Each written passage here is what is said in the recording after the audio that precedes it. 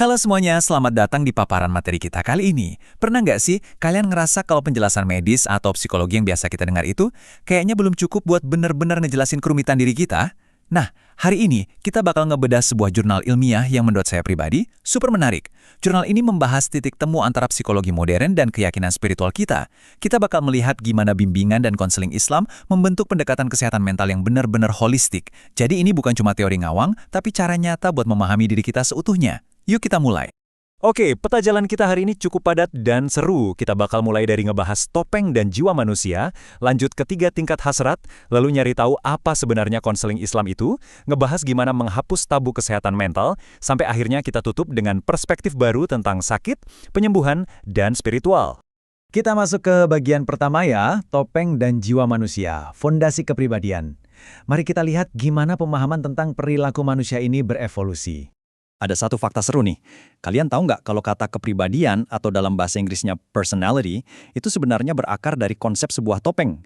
Serius, di zaman Yunani kuno ada kata prosopon atau persona, yaitu topeng yang dipakai aktor dalam teater. Dalam psikologi, ini melambangkan perilaku luar yang secara sadar kita tunjukkan ke lingkungan sosial kita. Kayak image yang pengen kita bangun lah. Tapi pertanyaannya, apa iya topeng ini adalah keseluruhan diri kita yang sebenarnya? Tentu saja enggak kan? Disinilah jurnal ini ngasih insight yang keren banget soal perbedaannya. Bayangkan, psikologi barat itu kayak dokter yang teliti banget meriksa faktor biologi, sosial, dan budaya kita buat ngejelasin kenapa kita berperilaku tertentu. Tapi psikologi Islam bilang, tunggu dulu, itu baru setengah jalan loh.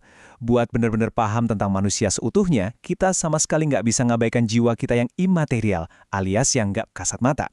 Kepribadian yang utuh itu sebenarnya adalah perpaduan yang indah antara akal, hasrat fisik, dan tentunya jiwa ketuhanan kita.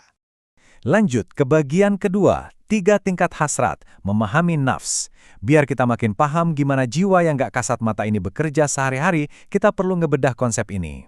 Hasrat atau nafs ini punya 3 tahap perjalanan.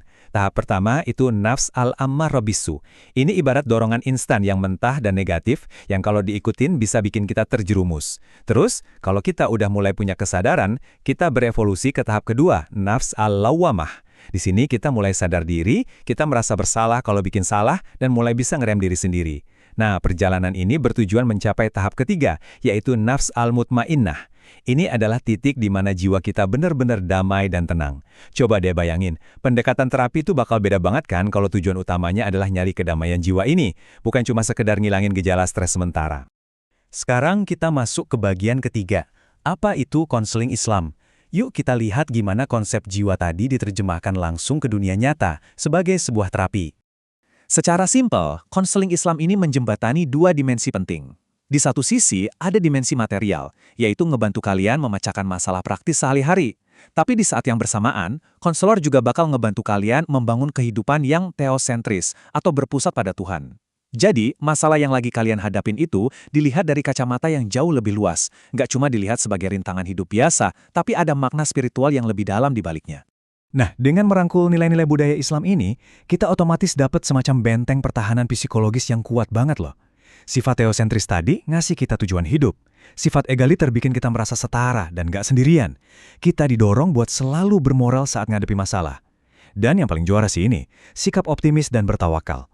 Tawakal itu seni luar biasa di mana kita udah berusaha keras sekuat tenaga, tapi pada akhirnya, hasil akhirnya kita serahin total ke Sang Pencipta.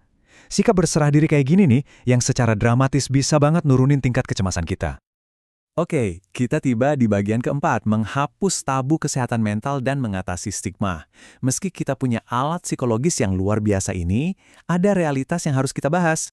Kalian mungkin mikir, kalau bimbingan dan konseling ini senyaman dan sebermanfaat itu, kenapa sih mencari bantuan profesional itu masih sering dianggap tabu atau dihindari di banyak komunitas beragama?